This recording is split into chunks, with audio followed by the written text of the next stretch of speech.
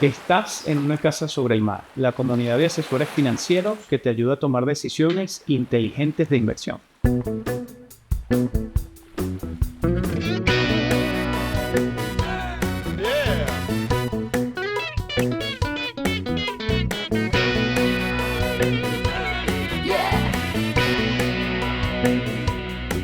Hola a todos, bienvenidos a nuestro segundo programa debate del año 2025. Este programa lo patrocina nuestro partner estratégico Pictet Asset Management y hoy nos acompaña Lorenzo Coletti, quien lidera la gestora para el mercado ibérico desde la oficina de Madrid. Bienvenido, Lorenzo, y me hace mucha ilusión tenerte como copresentador. Gracias, Francisco, es un honor para mí estar contigo. Encantado. Oye, recordamos a quienes nos escuchen que también pueden seguir este debate en vídeo en nuestro canal de YouTube, que ahí sí, confirmábamos antes, va a estar, cargada toda la entrevista. Y si te parece, Lorenzo, introducimos a nuestros invitados. Hoy contamos con Alejandro Martínez. Alejandro es director de inversiones y cofundador de SIN, basado en Valencia. Bienvenido, Alejandro, y gracias por hacerte el viaje desde Valencia, que le damos mucho valor a eso. Un placer, como siempre. Sí. Tenemos a Iñaki Palicio. Iñaki es socio y cofundador de Consulae EAF, basado en Madrid. Bienvenido, Iñaki, y un saludo especial desde aquí a Andrea, que la tuvimos hace un par de semanas en la entrevista. De tu parte, y muchísimas gracias a vosotros por la invitación. Un placer estar aquí. Gracias por sumarte. Y Enrique Garrido, socio y director de la unidad de asesoramiento a grandes patrimonios de Tresis, basado en Madrid. Bienvenido, Enrique, y también gracias por acudir a la llamada de Una Casa sobre el Mar cada vez que te necesitamos. Nada, muchísimas gracias por la invitación. Es un placer, como siempre, estar aquí compartiendo nuestras ideas, nuestra visión, y encantado de estar otra vez más aquí con vosotros. Gracias, de verdad. Bueno, nosotros arrancamos porque tenemos unos temas. Yo creo que el timing de hacer un debate hoy tiene mucho sentido y por suerte tenemos un montón de cosas. Hemos resumido esto en 4 macro temas que vamos a ir tocando durante todo el debate, pero la verdad es que nos daría para el doble o para mucho más, ¿no? Por la situación geopolítica, macro y que estamos atravesando.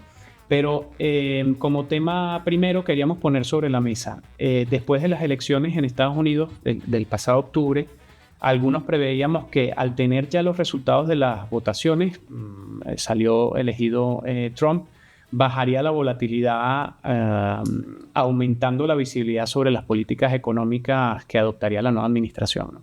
Y la verdad es que la volatilidad no ha hecho más que aumentar durante estas últimas semanas. Es verdad que hemos tenido quizás un par de semanas de tregua ahora, justamente por la tregua que ha dado el gobierno americano sobre el tema de los aranceles. Indistintamente del rumbo que finalmente coja los aranceles, ¿qué posicionamiento específico han adoptado ustedes ante el escenario actual? ¿Esto es algo que ha movido estructuralmente las carteras? ¿No necesariamente? ¿Cómo están viendo el entorno?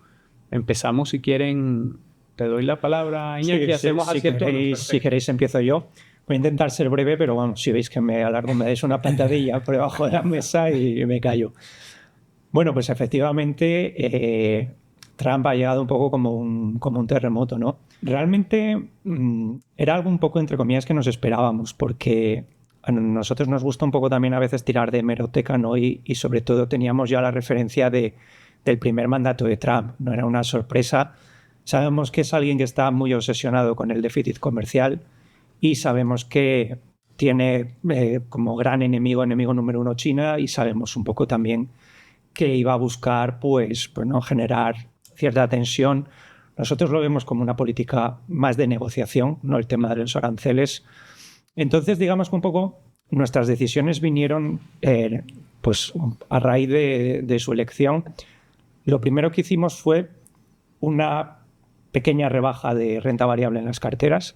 Ya veníamos quizás teniendo una menor exposición a lo que eran las grandes tecnológicas, no por efecto Trump, ni mucho menos, sino por ya un puro efecto, primero, valoración, y segundo, quizás la excesiva concentración que veíamos o el excesivo peso que suponen las 7 magníficas, ¿no? en lo que eran los grandes índices. Eso, entre comillas, nos preocupaba y preferíamos estar un poquito menos expuestos, ¿no? Y luego sí que pensamos, posiblemente va a ser un año de incertidumbre y de volatilidad. Entonces, en la parte de renta variable hicimos una pequeña reducción. Subimos un poquito nuestro peso a oro, porque al final no deja de ser un poco Sí. ¿no? factor refugio. Ha funcionado bien hasta ahora esa. De momento está funcionando muy bien. Sí que es cierto que la parte del dólar hace un poco de contrapeso negativo, ¿no? La evolución negativa que está teniendo a corto plazo, pero bueno, no deja de ser un activo que está funcionando.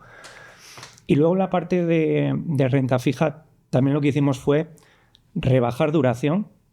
No hemos querido tener una duración excesiva en las carteras, no, sobre todo esa duración que nos viene por la parte de los bonos del gobierno, precisamente un poco para evitar este ruido a corto plazo. Hemos incrementado un poquito crédito, pero sobre todo crédito de calidad, porque creemos que con las tires actuales podemos comprar deuda de calidad que nos paga bien, vencimientos a corto plazo, ¿vale? Y ahí estamos un poquito más cómodos. Y luego es eso, o sea, lógicamente no nos esperábamos la intensidad, lógicamente, de los aranceles, no nos esperábamos este famoso día de la independencia, pues que Trump pusiera todo sobre la mesa, ¿no? Y sí que es cierto que nos ha pillado de sorpresa, pero bueno, ya habíamos, entre comillas, hecho un poquito los deberes. Sí. Y bueno, que no se me olvide, también subimos un poco nuestro peso, o empezamos a tomar posiciones en defensa, nada más salir el elegido, pues empezamos a meter vía ETF algo de peso en defensa, también pensando un poco, pues eso, oye, viendo por dónde pueden ir las políticas y sobre todo qué puntos quiere Trump fortalecer, ¿no? Entre comillas, pues también buscar un poco, sobre todo ser más tácticos a nivel sectorial. Interesante, porque es verdad que se han abierto un montón de oportunidades. O sea, una de las cosas que íbamos a plantear es justamente eso, ¿no? Imaginamos que el cliente, pues el nerviosismo te ataca. Tuvimos unos días de bajadas de bolsa realmente agresivas y sin mucho fundamento, digamos, no solo, o sea, todos los movimientos eran de mercado, eran geopolíticos y no tanto por fundamentales. Pero en ese sentido entiendo que se han abierto también oportunidades que han aprovechado, como mencionas, Iñaki, también, por ejemplo, en el tema con el oro y el sector defensa, ¿no? ¿Algo más que añadir? Nosotros somos multifamily office, entonces yo creo que tenemos un ángulo para todo con un poco teñido de preservación de capital, que casi todo lo que hacemos pues esté Trump o no. Entonces, durante todo 2024 y camino al final de 2024 y bien entrado febrero, etcétera, una cosa que se observa es, por ejemplo, los spreads, cómo empiezan a separarse. Y los spreads, al final, si la renta variable es para todos, la renta fija es más para profesionales, te indica pues mejor cómo se está leyendo el mercado. No quiere decir que lo esté leyendo correctamente, pero van a dar forma al futuro, ¿no? Al final, el futuro nosotros pensamos que no lo puedes anticipar, no lo puedes predecir, ni mucho menos, pero sí puedes adaptarte a lo que va ocurriendo. Entonces, esa adaptación, pues al final lo que nos dice es, tiene mucho más sentido irnos a cash equivalentes en el conjunto de las carteras y a una distribución mucho más barbell, mucho más por la parte de renta variable, betas altas y seguir en la línea que llevamos, por la parte de tesorería alternativas, pues mucho más protectora y nada en medio. Entonces esa distribución nos ha venido bien en general en la vida, vamos a decir. Recuerdo que llevamos 15 años con un viento de cola para la renta fija que desaparece. Y esto es importante, la renta fija no era como el sol que sale por el este y la renta fija sube. No, la renta fija subía porque los tipos bajaban y ahora estamos en una situación, yo creo que de bastante incertidumbre, veremos cómo continúa. Y luego respecto a Trump, no veo que sea una sorpresa tan grande, salvo que la premisa sea que los políticos nunca hacen lo que prometen. En este caso, Trump dijo, yo voy a hacer 3 cosas. Voy a hacer Make America Great Again por un lado, luego la inflación la voy a bajar y luego voy a bajar los tipos. Oye, ¿cómo vas a bajar los tipos? Y está haciendo las 3 cosas. Que yo creo que lo que ha llamado la atención no es tanto perseguir ese objetivo, sino cómo. O sea, el nivel... Pero es que varias veces, y esto lo ha dicho, ¿no? Pero ¿cómo? Y cuando sea presidente lo veréis. ¿Por qué entonces si no se pierde la efectividad? Y ocurre que Trump, nos guste o no, porque estamos en el otro lado, está utilizando la geopolítica en lugar de dejarse utilizar por la geopolítica. Y hoy la geopolítica manda de los fundamentales, porque tienes una empresa que factura, me lo invento, 100 euros y de esos 100 euros, 70 euros los vende fuera. La geopolítica es todo. Y los aranceles son todo. Por eso veíamos compañías, holdings, etcétera, globalizados, sobre todo muy de retail, con unas 4 sesiones a lo mejor moverse un 80%. Un 80%. O sea, eran locuras, ¿no? nosotros con un 40% de liquidez que aún conservamos y estamos en general en la parte más de renta variable positivos en lo que va de año, no pensamos cambiar de política, pensamos que hay que seguir adaptándose a lo que va ocurriendo sin intentar predecir nada, porque creo que es lo peor que se puede hacer.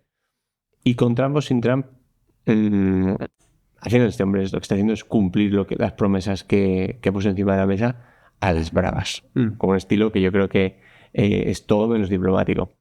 Pero consigue resultados, que es que todo el mundo venga a negociar con él. Entonces está ejerciendo ya no de árbitro, sino de está en el patio del colegio con el garrote y todo el mundo pues va con miedo. No creo que tampoco esto vaya a durar mucho, porque al final los mandatos son 4 años se acaban y ya está, y luego tiene el midterm ahí. Entonces probablemente lo que está haciendo, pues lo que todos nos pensamos, ¿no? Que es refinanciar en mejores condiciones en breve y luego dedicarse a agitar al personal de nuevo para ver si sale un segundo mandato, que sería el tercero, pero el segundo consecutivo, y poco más. No creo que... Y luego, evidentemente, las cosas volverán a su cauce, porque la ventaja que tiene China, por ejemplo, tecnológica, es brutal, la tiene ahora mismo, económica, en paridad de poder adquisitivo, ya es la primera potencia del mundo, que eso se consiguió el mes pasado. O sea, es decir, las cosas están cambiando. O nos adaptamos, o intentar predecir constantemente, yo creo que es un esfuerzo improductivo. Totalmente. Enrique, ¿tienes algo? Pues estoy muy de acuerdo con Iñaki y con Alejandro, ¿no? Pero vamos, es verdad que este primer trimestre del año se ha visto marcado por varios factores. Como decimos, hay un menor crecimiento en Estados Unidos, ¿no? Importante, incluso hemos visto datos negativos recientemente de manera interanual. Se han endurecido, ¿no?, las expectativas sobre la política monetaria, ¿no? Que todos esperábamos rebajas más intensas de tipos y ahí se han frenado. Y por supuesto la vuelta a la palestra, ¿no?, de esa tensión comercial que ya comentabais, ¿no? Entonces todo esto ha hecho pues que la volatilidad efectivamente se dispare, como comentabais. Hoy esperábamos otra cosa, esperábamos, ¿no?, pues que la administración Trump empezara a implementar otra serie de medidas y que no de repente miren aquí con la artillería de estos aranceles, que es verdad que desde el punto de vista positivo pues ha hecho que nos sentemos, ¿no?, que se sienten los países a negociar, ¿no? Y también que tengamos un poco de calma estas semanas en los mercados. Nosotros todo esto lo vemos más que como un riesgo, lo vemos como una oportunidad, porque es verdad que parece ser, ¿no?, vemos muchos análisis día a día, ¿no?, que hablan de una recesión en Estados Unidos a las puertas, ¿no?, que estamos a las puertas de una recesión. Como digo, hemos visto datos negativos de crecimiento. Pero si analizamos otro tipo de datos, ¿no?, como indicadores adelantados, ¿no?, que están en expansión, si analizamos, por ejemplo, también el PIB privado, ¿no?, está creciendo, si analizamos la inversión, ¿verdad? Los resultados empresariales también vienen bien. Lo que pasa es que es verdad que son del primer trimestre, ¿no? O sea, lo que habría que ver es qué es lo que sucede ahora en adelante. Pero es interesante analizar otro tipo de datos, no más que el PIB, ¿no?, en sí mismo, que efectivamente se ha contraído un poco. Pero si analizamos la inversión privada, está creciendo mucho en Estados Unidos, lo que nos hace pensar también, evidentemente, el sector privado americano apuesta por un crecimiento de la economía americana, ¿no? Entonces nosotros, eso nos hace ver pues que no estamos ni mucho menos cerca de una recesión en Estados Unidos. Entonces nosotros eso lo vemos como una oportunidad más que como un riesgo. ¿Qué hemos hecho nosotros en las carteras? Nosotros terminamos el 2024 con una sobreexposición muy clara en Estados Unidos, cosa que nos vino bien, ¿no? El año pasado pues fue fantástico, ¿no?, la bolsa americana, y estábamos muy infraponderados en Europa, ¿no? Apostábamos más por esa zona geográfica y a principios de año hicimos esa rotación hacia la zona geográfica europea, pues para neutralizar un poco nuestra posición después de las subidas tan fuertes que hemos visto en el 23 y sobre todo en el 24, ¿no?, en esa zona geográfica. Entonces neutralizamos, volvimos a incrementar desde un 70 más o menos que teníamos en Estados Unidos, lo reducimos, perdón, a 56, que es un poco nuestra estrategia neutral, y eso nos hizo pues incrementar la bolsa europea, cosa que nos ha ido bien, ¿no?, evidentemente, pues porque las bolsas europeas han tenido un comportamiento relativo mucho mejor.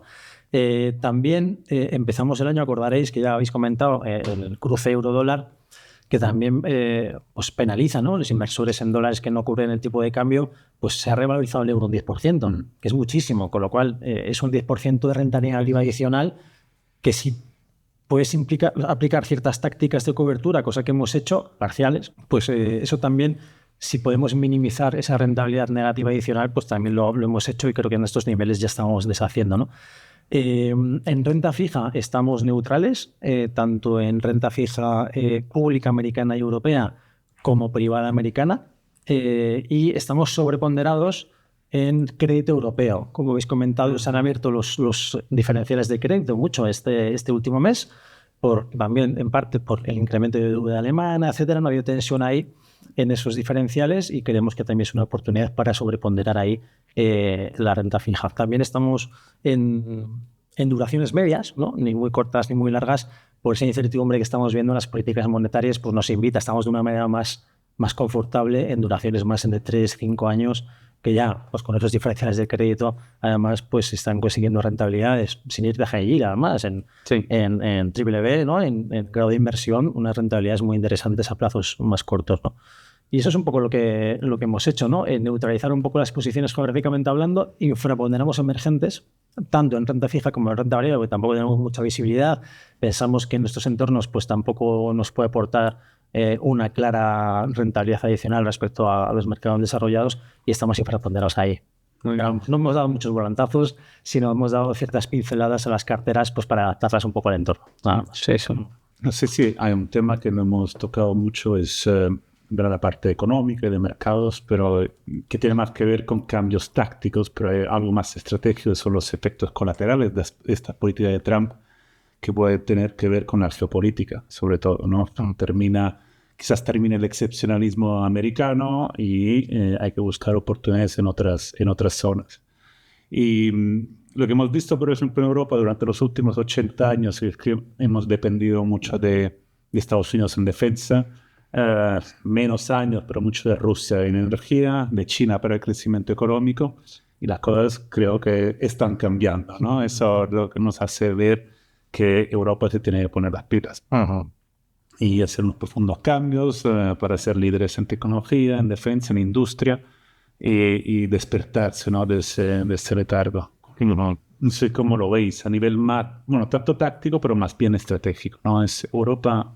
¿Podríamos llegar ahí o...? Una gran pregunta. Sí. Sí, bueno, desde Tresis hay por lo menos un enfoque más positivo para este año. Entiendo que tanto para las dos patas, ¿no? Renta variable y renta fija, sobre todo si entendimos bien en la pata de crédito. En parte de crédito, desde luego, sí. Hemos sobreponderado en crédito europeo por este motivo, ¿no? Por la ampliación de los spreads de crédito, y hemos visto una oportunidad para incrementar un poco nuestras posiciones. Respecto a la renta variable, como comentaba Lorenzo, que es muy interesante, oye, pues ¿qué nos encontramos? Nos encontramos con que de repente Europa parece que sale del letargo, ¿no? Después de tantos años. ¿Por qué? ¿No? Acción-reacción. Es que además ha sido justo a raíz de administración Trump, ¿no? Sí. Parece que nos ha hecho despertar, ¿no? En Europa.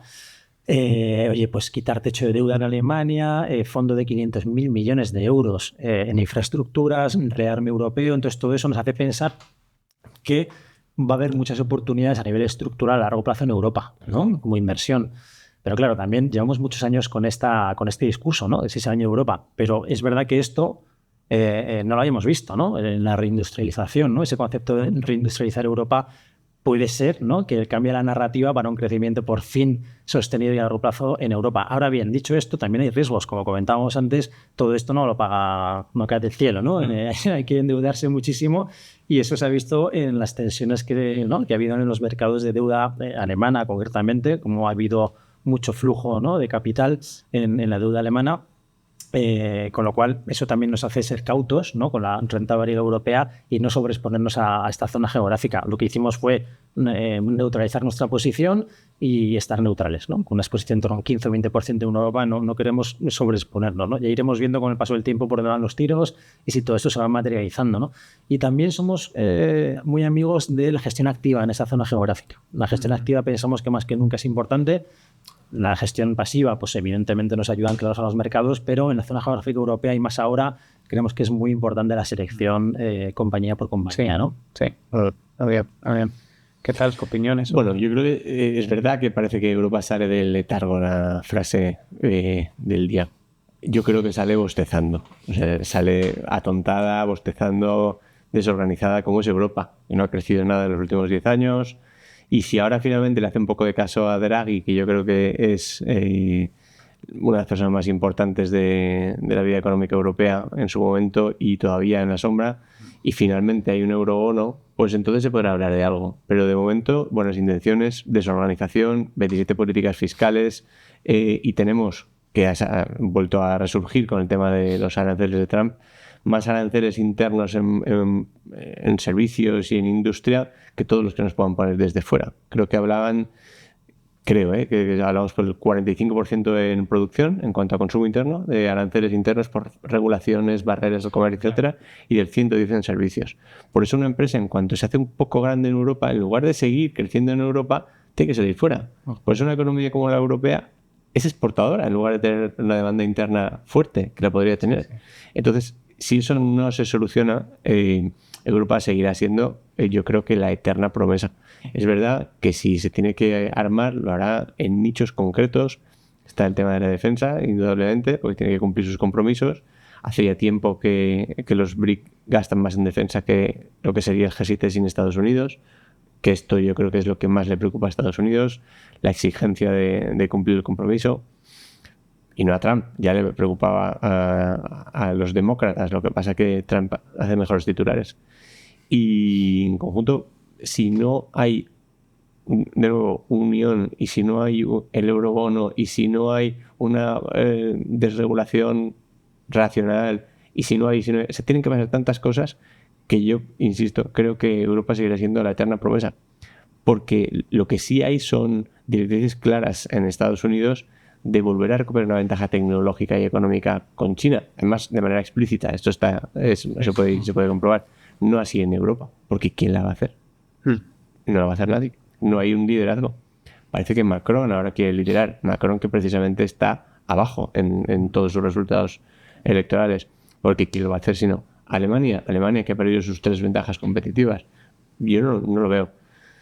Italia, no le van a dejar, eso es evidente, porque al mundo no le conviene para nada que cambien las jerarquías. Entonces, la verdad es que no soy muy optimista con Europa. Esa es la realidad. Muy bien, muy bien. Quizá con bancos y con nichos. Evidentemente hay nichos concretos. El banco que se va a beneficiar, evidentemente, la reindustrialización por el lado de la defensa también, pero en tecnología, por ejemplo, ahora tienen que duplicar todo el mundo las cadenas de suministro, etcétera. Entonces tenemos algún campeón, pero campeones globales en Europa es que es muy complicado que ocurra, porque si no se desregula, nuestros 20 trillones seguirán siendo 20 trillones, mientras que los demás seguirán creciendo. Al menos así lo vemos nosotros. Pues coincido totalmente con mis compañeros. Nosotros, al final, Europa vemos factores favorables, ¿no? y factores negativos. Por un lado, efectivamente, yo creo que si Europa sabe hacer bien las cosas, si se quita esta coraza, ¿no? de legislarlo absolutamente todo, pues realmente podríamos salir hasta fortalecidos, ¿no? de esta situación. Tenemos un mercado interno inmenso, ¿no? que podríamos aprovechar. Por otro lado, también a nivel europeo, las tasas de paro están en mínimos, el nivel de ahorro de los hogares están en máximos, ¿vale? Pero hay que saber hacer bien las cosas. Sin embargo, por el otro lado de la balanza tenemos el tema de los aranceles, es muy importante. Hay que darse cuenta de que si seguimos con esta política arancelaria, simplemente el PIB alemán se puede traer un 3%, por lo que afecta, ¿no? el tema arancelario sobre la industria del automóvil, ¿no? Entonces, mucho cuidado con cómo pueden afectar los aranceles si esto persiste, ¿no? en el tiempo a la economía europea. Y por otro lado, un dato que también nos sorprende es que a pesar de que hay tasas de ahorro muy altas, el consumo está en mínimos, o sea, no se consume. Al final, esto lo que te hace pensar es que tenemos que seguir teniendo quizás una visión neutra sobre Europa. Sí que coincido que en Europa va a ser un mercado muy táctico, muy de selección de compañías, porque al final sí que es cierto que tenemos X compañías que son realmente buenas y que realmente sí que pueden competir de tú a tú, ¿no? con compañías norteamericanas, pero no podemos decir, oye, hay que estar positivos en Europa, Europa lo va a hacer mejor. No, Europa tiene muchos condicionantes y sobre todo yo creo que el principal problema europeo es la propia Europa, los propios políticos europeos, su visión de hacer las cosas, esa manía de legislarlo todo, ¿no? Al final yo leí hace poco tiempo que ya estábamos creando una ley, ¿no? para controlar todo el tema de la inteligencia artificial cuando no tenemos desarrollo de inteligencia artificial. Entonces, yo creo que primero hay que hacer las cosas y luego regularlas, no regular y luego hacer, ¿no? Entonces, por ese lado, yo creo que Europa está en medio de 2 superpotencias, que son Estados Unidos, que son China, que hoy por hoy nos han comido a la tostada en prácticamente todo, y o despertamos o efectivamente al final nos vamos a quedar muy aislados, ¿no? Entonces, neutrales totalmente en Sí. Europa. Bueno, podemos decir, yo me quedo con alguna, no sé tú, Lorenzo, si tienes alguna más, pero me quedo con la conclusión en Europa que son visiones muy alineadas, pero hay matices, ¿no? Entre los tres. O sea, hay oportunidades, pero hay que ser muy selectivos. Hay sectores, nosotros lo vemos, hay sectores donde Europa ofrece valor y desde un punto de vista también de valoración, Europa parece que está en un punto bastante atractivo, pero nos quedamos con la idea de que hay esas oportunidades, pero siendo selectivos. Luego la necesidad, yo creo que esto está en boca de todo el mundo, inversores o no, quienes conozcan algo y estén inmersos en alguna actividad económica, se entiende que hay una necesidad de desregulación importantísima para movernos hacia adelante. Creo que eso estamos súper alineados. Y luego una visión alineada, ¿no? Dentro de los 27, lo decía Alejandro, 27 políticas fiscales, monetarias. O sea, es difícil llegar a acuerdos cuando tienes posturas tan distintas, ¿no? A ver qué sucede en el futuro. Bueno, genial. Hay un tema que no hemos puesto todavía sobre la mesa que lleva muchos años desarrollándose y yo creo que ha entrado en carteras de altos patrimonios, sobre todo, que los activos alternativos, ¿no? Bueno, de todo tipo, el private equity, el capital riesgo, se habla también de venture capital en general.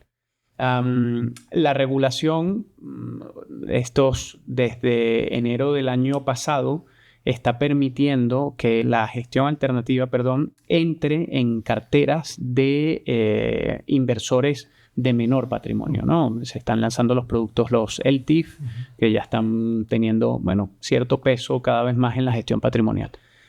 ¿Cómo lo ven? ¿Ustedes están aplicando esta nueva regulación como una ventaja para incrementar activos en cartera? Generalmente, ¿cómo ha sido el posicionamiento vuestro también en la gestión alternativa, que no solo en España, sino en el mundo en general ha crecido de forma importante? Y yo tengo una visión particular de que lo seguirá haciendo por las grandes ventajas que todavía da, pero queríamos escucharlos. Sí. Bueno, pues la verdad es que, a ver, la gestión alternativa nosotros la llevamos aplicando pues, muchísimos años, ¿no? Además, es una visión de arquitectura abierta, ¿no? Porque yo creo que es la clave también de poder seleccionar gestores con buen track record, con buenos históricos, o sea, ser capaces de buscar un valor real cuando introducimos esta clase de activo en una cartera, ¿no? Pensamos que es fundamental que esté alineado este tipo de activo, por supuesto, con una planificación financiero-fiscal concreta. O sea, no queremos meter por meter los activos alternativos, ¿no? Porque sea una moda, porque hemos visto un boom brutal, ¿no? En esos últimos 10 años, brutal, ¿no? Ahora hablamos de los LTIFs, pero creo que es un activo muy interesante por muchos motivos. Pues porque te correlaciona, ¿no? Para empezar, de los mercados, no lo ves en tiempo real cotizar, que eso también a veces ayuda. Aporta, ¿no? Exposición a activos que son muy interesantes desde un punto de vista de la inversión. Y también tienes una rentabilidad potencial adicional a los activos tradicionales cotizados, que de otra manera pues no es posible, ¿no? Acceder a ellas. Dicho esto, y redominando, creo que es muy importante ser súper estrictos a la hora de filtrar estos productos y que tengan realmente su capacidad de generar valor añadido, ¿no? a un patrimonio financiero, ¿no? Entonces, dicho esto, y volviendo otra vez, Francisco, a los LTIFs, que la verdad que es un vehículo pues, muy novedoso, ¿no? Que hemos visto además el LTIF 2.0, ¿no? Que es el que te hacía referencia, ¿no? Que entró en vigor el año pasado, ¿no? En enero. Claro, que es como una vuelta de tuerca, ¿no? A esa primera idea europea de lanzar o de democratizar el acceso al capital privado para patrimonios más pequeños, ¿no? Entonces, con este 2.0 pues ya te dan liquidez, ¿no? Creo que puedes tener acceso a activos privados con cierta liquidez, cosa que tradicionalmente no había, ¿no? Son normalmente inversiones que son a 10 años, 12, son a largo plazo, con lo cual con los LTIFs pues puedes tener esa liquidez y tener acceso a estos mercados, incluso puedes tener ventanas de liquidez previas, son a veces vehículos que tienen vidas más cortas a los 10 años, ¿no? 5, 8, están surgiendo en los mercados muchísimas alternativas, ¿no? De este tipo de vehículos, pero también insistimos en que es muy importante cómo se distribuye este producto ahora, porque si la cultura financiera en España de por sí no es muy buena, Es verdad, cuando hablamos claro, hablamos de vehículos tradicionales de capital riesgo siempre para grandes patrimonios que normalmente tienen una cultura financiera superior,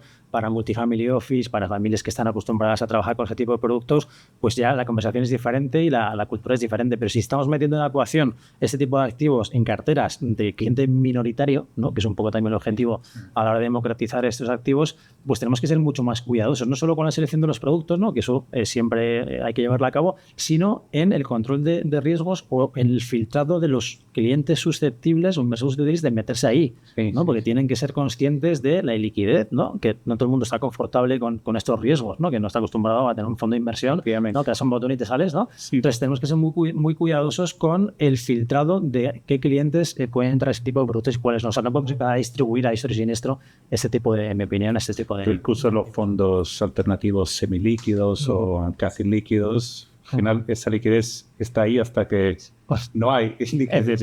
La cuenta siempre es pequeña y cuando muchos quieren salir puede haber dificultades. Sí, pero nos parece un vehículo, pues la verdad es que, oye, sí, todo lo que sea democratizar algo, ¿no? En este caso, el acceso a patrimonios más pequeños, a activos que tradicionalmente solo han podido acceder los grandes patrimonios, nos parece pues muy buena alternativa, pero con cuidado y siendo muy selectivos. ¿Qué tal? ¿Hay posiciones positivas? ¿Qué tal? Bueno, para que haya debate, porque si todos pensamos lo mismo, pues no hay debate, ¿no? Sobre el tema de los LTIF, primero por recordar, seguramente nuestros oyentes o espectadores pues lo conocen, pero significa European Long Term Investment Fund, es una figura que se crea en Europa con el propósito de estimular la economía, y eso es lo que se busca, ¿no? ¿Cómo lo hacen? Pues dicen, los gestores profesionales lanzarán sus LTIFs y vamos a facilitar para que el inversor que no sea sofisticado pueda invertir también ahí y así, bueno, pues procuramos que la economía se estimule. La realidad es que creo que vivimos a veces en el sector financiero en una burbuja y ya la propia nomenclatura de llamar activo alternativo a esto lo revela, ¿no? Porque para una persona de negocios lo que es alternativo es la bolsa. ¿Me explico? Podemos llamar public assets o private assets, que a lo mejor es más adecuado, pero activo alternativo parece como algo que va a ser residual en mi cartera.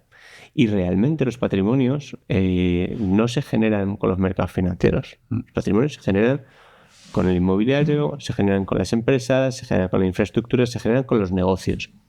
Con esto se genera el patrimonio, no con los mercados financieros.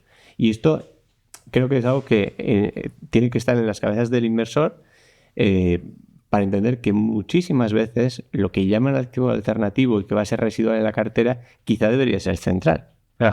Porque normalmente si uno elige bien y se va a clases de activo maduras, tipo private equity, no hablo de venture capital, no hablo de startups, hablo de private equity en empresas maduras, la dispersión de resultados es baja y la rentabilidad media es alta y es muy superior a la de los mercados financieros por esa prima de iliquidez, ¿no? Es decir, ganamos ese poco más o ese bastante más a cambio de que no sea líquido. Esa es la única decisión que tiene que tomar el inversor particular, que sin embargo, y por otro lado, no tiene ninguna limitación para abrirse una cuenta esta tarde y comprarse la criptodivisa que quiera.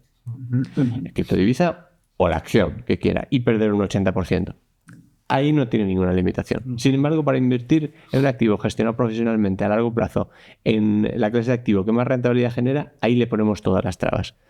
Bueno, pues a mí personalmente me parece un poco contradictorio, para decirlo suavemente.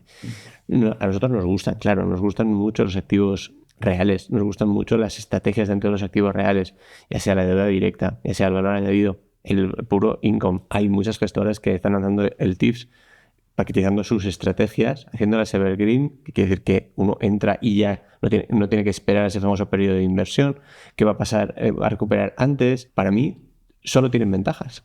Un poco, vamos a decir, pataleo, es que esto tiene que ocurrir más rápido. Esa desintermediación tiene que producirse más rápido. Y si hay que poner barreras, hay que ponerlas a los casinos. Y muchísima gente, cuando invierte en el mercado financiero, todavía dice hasta jugar a la bolsa. Esto lo hemos oído todos. Es que eso hay que extirparlo de la mente de la gente. Y si no, limitarlo. Es como si te das un carnet de conducir, pero te dejamos que te juegues tus ahorros. Claro. Yo no le veo el sentido. Sin embargo, te pongo limitaciones para invertir en activo real. Yo intuía, Alejandro, que ustedes iban a estar de acuerdo con que el capital riesgo que también, de nuevo, capital riesgo. Mal llamado. Mal llamado. Sí, Es capital efectivamente. privado. Efectivamente. Pero Esa reflexión es buenísima, lo de alternativo y lo de riesgo. Pero yo intuía que efectivamente en las carteras de ustedes tendría un papel importante. Ahora, lo que quiero aprovechar para preguntarles es si el TIF, o sea, el paso que ha dado la regulación, les ha permitido, porque yo sé que ustedes, bueno, tienen grandes patrimonios y tienen generalmente clientes más cualificados, pero el TIF les ha permitido, de alguna forma, ha abierto alguna ventana diferente a la que ya había antes con productos que tenían evidentemente un poco menos de liquidez. ¿Puedo poner un ejemplo? Sí, claro. Para clientes no, Para clientes. porque no han supuesto una enorme diferencia, porque al final el cliente nuestro, por la tipología de cliente, podía invertir ya en general. Pero a mi hija, que tiene 5 años y medio, sí, porque le he hecho un ahorro, vamos a llamarle inversión realmente, en una gestora que no tampoco hace falta mencionar, a través de un LTIF, que se encontrará. Entonces esto creo que es algo positivo también, forma parte de la cultura financiera de la gente y otros debates, ¿no? Pero buen dato nos estás dando. Genial. Pues mira, yo estoy muy a favor de que se habiliten cada vez más productos financieros, no sobre todo productos financieros de calidad y que realmente aportan valor y que sean accesibles a cuantos más inversores mejor, ¿no? De hecho, efectivamente, el private equity, entendido por un private equity de calidad, yo creo que es una pieza absolutamente fundamental en cualquiera de las carteras de nuestros clientes. Ahora bien, yo creo que el que un producto esté habilitado para todos los inversores o para casi todos los inversores no significa que casi todos los inversores puedan comprarlo o deban comprarlo, ¿vale? Es decir, al final yo creo que aquí es clave que los inversores tengan formación o que por lo menos busquen formación y se formen a la hora de invertir. Porque efectivamente el private equity tiene muchas ventajas, pero también tiene una serie de factores que hay que conocer. Esa falta de liquidez, ¿no? Al final son inversiones a largo plazo. Muchas veces hay que conocer en qué se está invirtiendo para saber si estás invirtiendo en algo que puede encajar con tus necesidades o con... Sobre todo yo creo que hay que invertir en lo que uno entienda, ¿no? Entonces, por ponerle un contra, el habilitar este tipo de productos para cualquier inversor puede provocar que haya mucho inversor que invierta exclusivamente llamado por las rentabilidades históricas, ¿no? que ha tenido el private equity, pero sin hacerlo en un producto que sea conveniente para él o que sea apropiado. Y eso puede suponer un peligro, un riesgo, ¿no? Entonces, yo creo que esto tiene que venir porque al final nosotros, el private equity que hacemos en las carteras de nuestros clientes no deja de ser un asesoramiento profesional, algo que ya está estudiado y que el cliente, entienden que está invirtiendo, ¿no? Al final, esa es nuestra labor. Pero esto abre la puerta a que mucho inversor, de una manera independiente, haga la inversión. Entonces, yo creo que ese paso hay que hacerlo teniendo una formación adecuada. Y acompañado. Entonces, insisto mucho en que son productos muy interesantes, es muy atractivo y totalmente necesario, ¿no?, que se abra a todos los inversores, pero creo que hay que saber en qué se está invirtiendo y para ello hay que formarse. Creo que hay dos temas sobre los LTIF que no hemos tocado, pero yo creo que son importantes y que darán acceso, dan la posibilidad a mucha gente de poder acceder más, que es la tecnología. Pero hasta ahora acceder a un fondo de capital privado para un papeleo que hay detrás es muy complicado. Y el segundo, que todavía es una trave, pero es la fiscalidad, porque el STIF no tiene el mismo tratamiento fiscal que un fondo de capital riesgo español, con lo cual el vehículo también sigue siendo importante, no solo en España, también en otros países. Y necesitamos que cambie un poco esto para que el STIF sea el vehículo más utilizado para acceder a Claro. Sí, y la fiscalidad, ¿cómo cuenta? ¿No? Es clave. Es clave. Pues genial. Creo que aquí tenemos muchas ideas súper interesantes. Hay, sí, muchas de las amenazas, antes decíamos, y que particularmente creo que efectivamente Trump está en modo negociación y va a conseguir cosas y otras cosas no las conseguirá, pero llegaremos a un punto de mayor normalidad. Eso lo creo también. Pero en caso de que no llegaran a confirmarse las peores hipótesis, en caso de el plan de ampliación de deuda por parte de Alemania salga adelante, se consoliden las inversiones en algunos sectores claves, porque Europa tiene un tema, antes lo tocábamos muy por encima, pero lo de las infraestructuras europeas es algo que tenemos que atacar de forma inmediata. si todo esto surgiera en ese escenario, pensamos que este 2025 puede ser un año positivo para los activos de riesgo, ¿no?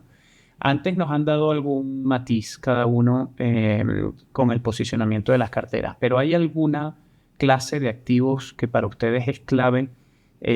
Vamos a decir, siempre pensando en ese horizonte de medio o largo plazo, empezar a construir posiciones hoy en una clase de activo que para ustedes creen clave para el devenir de los mercados estos próximos años. ¿Cuál podría ser el eje central de eso?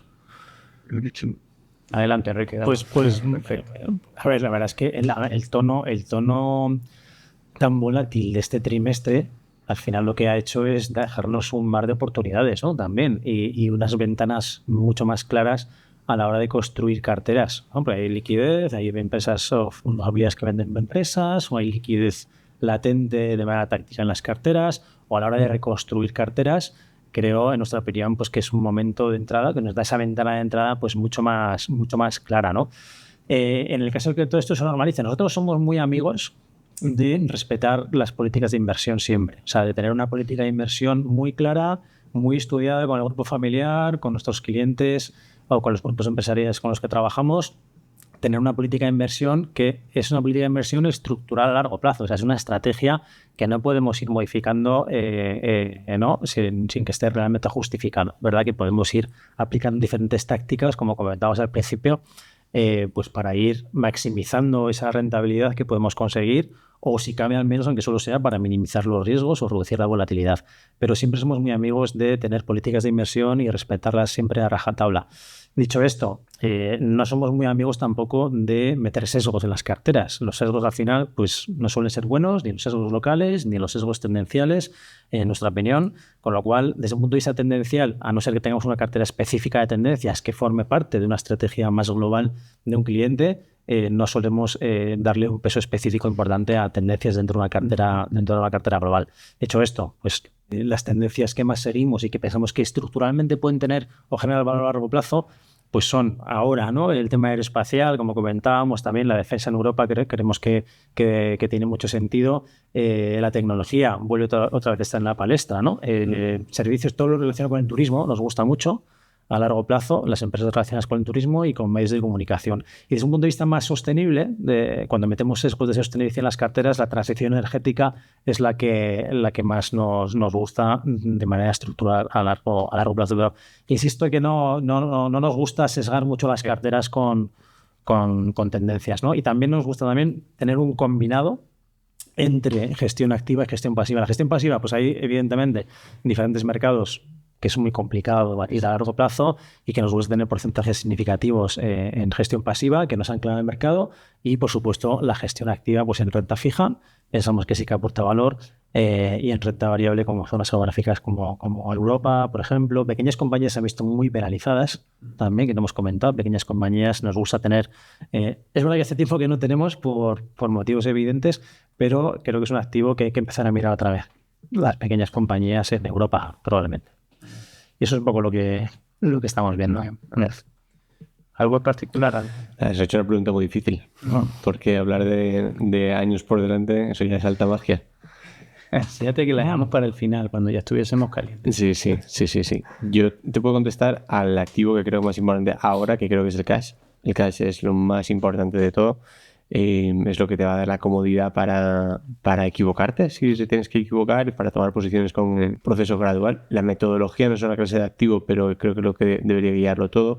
Y si lo que queremos es la apuesta, ¿no? Pues claro, depende de todos esos escenarios de binarios que tenemos por delante, que lo pueden cambiar todo, y de hecho yo creo que lo van a ir cambiando todo. La tecnología para nosotros no es un sector, es un sector transversal de a todos los sectores. Entonces, cada vez que la tecnología vaya a redefinir las reglas de algo, hay que estar. Y pongo un ejemplo, todos hemos visto Novo Nordisk, por ejemplo, ¿no?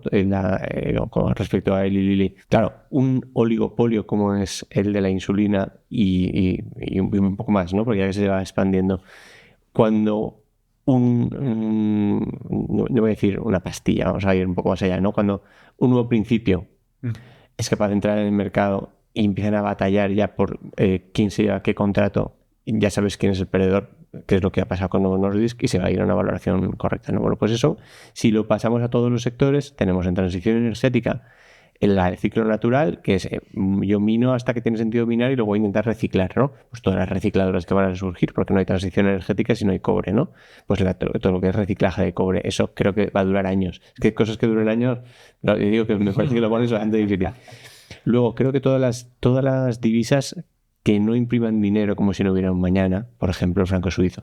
Tratamos de comprar siempre que podemos activos denominados en franco suizo, porque el Banco Central Suizo hace tiempo que está contrayendo balance, simplemente por eso, como el resto imprimen y el Banco Suizo no, solo por eso, más además su calidad de refugio, creo que es un bien de favor, que hay que estar ahí y creo que vamos a estar en mucho tiempo.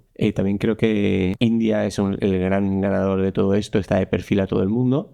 Entonces, geopolíticamente creo que a India le queda muchísimo, todavía es muy ineficiente, hace negocios con todo el mundo, no tiene los problemas demográficos que tendrá China, aunque China tiene más tecnología, tiene una población bien educada, sigue siendo comparativamente barata. India es lo que fue China hace unos 10 años.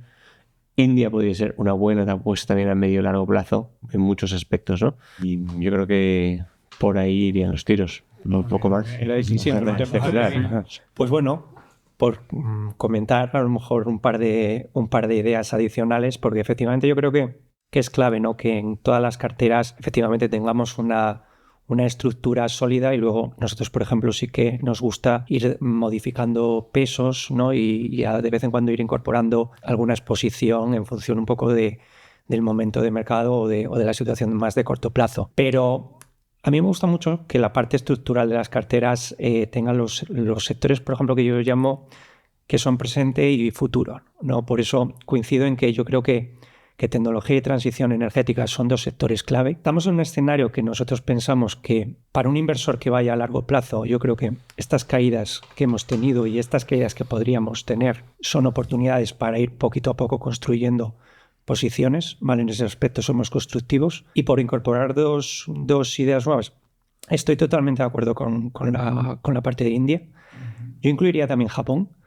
A nosotros Japón es un país que nos gusta, sobre todo porque ya habréis oído que hay un cambio normativo, ¿no? Hay un cambio por el cual las empresas japonesas tienen que ser más eficientes con su liquidez, ¿no? Y eso al final se tiene que traducir en o bien recompra de acciones propias, ¿no? Lo cual es positivo para el precio de la acción, o bien un mayor pago de dividendo al accionista, una mayor remuneración al accionista, que también acaba repercutiendo positivamente en el precio de la acción.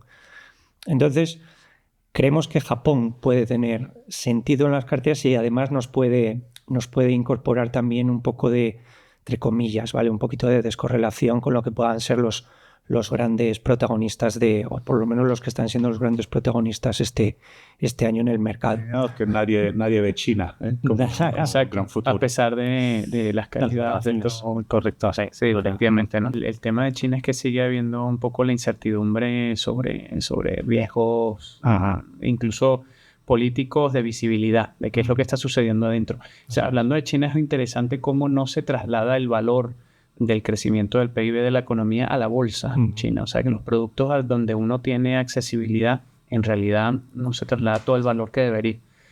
Pero bueno, oye, Iñaki, es muy claro, porque además es muy complementario todo lo que nos han dicho con este feedback. Creo que construiríamos una cartera de alguna forma con visión de largo plazo y con activos robustos. Y en las tres con transición energética, que es un debate ahora en España, ¿no? Sobre después del apagón. Sí. Bueno, yo creo que hemos tocado 4 temas súper interesantes, ver un poco cómo están las carteras, cómo la habéis movido en los últimos meses, el futuro de Europa, si se va a despertar de este letargo o no, los activos privados y, hemos dicho, mal llamados de capital riesgo, porque hay que llamarlos con su nombre, tampoco alternativos, como decía Alejandro, y temas a futuro.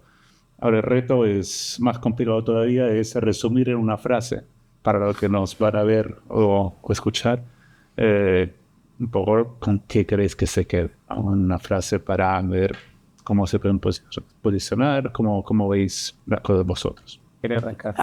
Que la tenga clara. Es una frase yo creo que vale para cualquier coyuntura, que no solo para la coyuntura actual, y es que el mercado al final lo que premia es la paciencia y penaliza la improvisación, ¿no?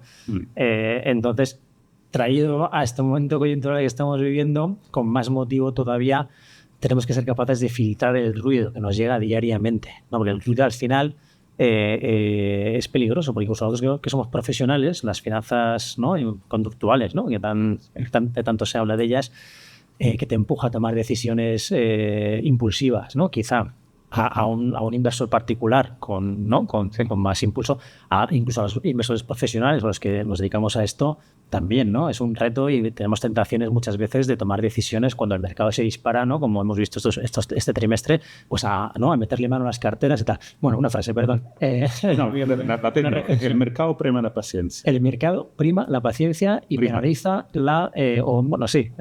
penaliza la improvisación. ¿No? Con lo cual, filtremos bien el ruido y traslademos esa información ya filtrada a nuestros clientes o los patrimonios que asesoramos, ¿no? Sí. Muy bien. Viajando.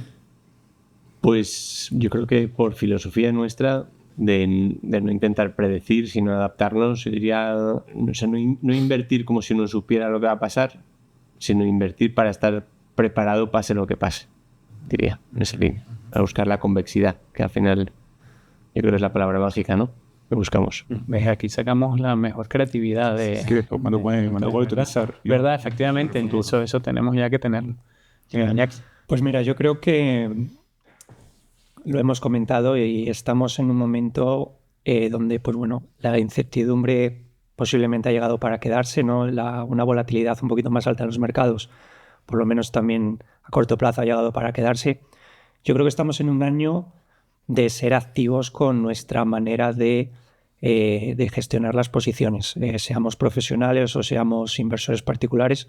Invirtamos en productos de gestión pasiva o de gestión activa o en bonos o lo que sea.